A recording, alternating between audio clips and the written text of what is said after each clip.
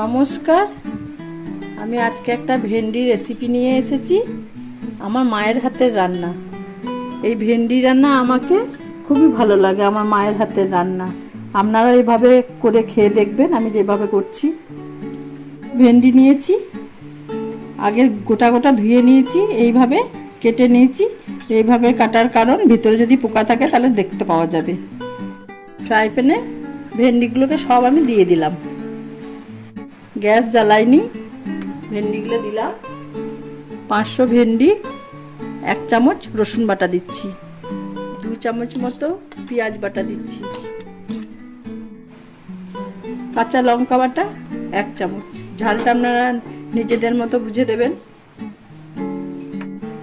নুন পরিমাণ মতো, হলুদ 1/2 চামচ, ধনে 1 চামচ, 1/2 চামচ জিরে গুঁড়ো, তেল। মশলাগুলো মাখিয়ে নিচ্ছি, সুন্দর করে মাখিয়ে নিতে হবে। সামান্য জল দিচ্ছি,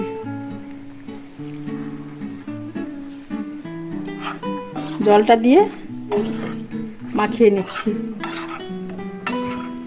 কতটা জল দিয়েছি বোঝা যাচ্ছে? সামান্য জল, এই যে এইটুকু জল।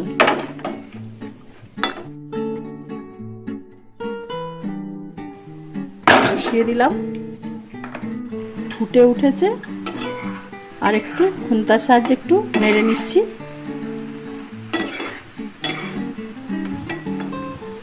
এবার একদম হালকা আঁচ করে দিচ্ছি, ঢাকা দিয়ে দেব।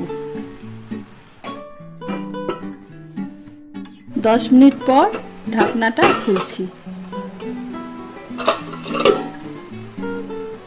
ভেন্ডিগুলো একটু উল্টিয়ে দিচ্ছি, এভাবে আবার ঢাকা দিয়ে দিচ্ছি। 10-15 মিনিট পর ঢাকনাটা খুলছি। এরকম শুকনো শুকনো হয়ে যাবে, তখন নামিয়ে দিতে হবে। সেদ্ধ হয়ে গেছে ভেন্ডিগুলো। এইভাবে ভেন্ডি চচ্চড়ি করে খেয়ে দেখবেন কেমন লাগছে।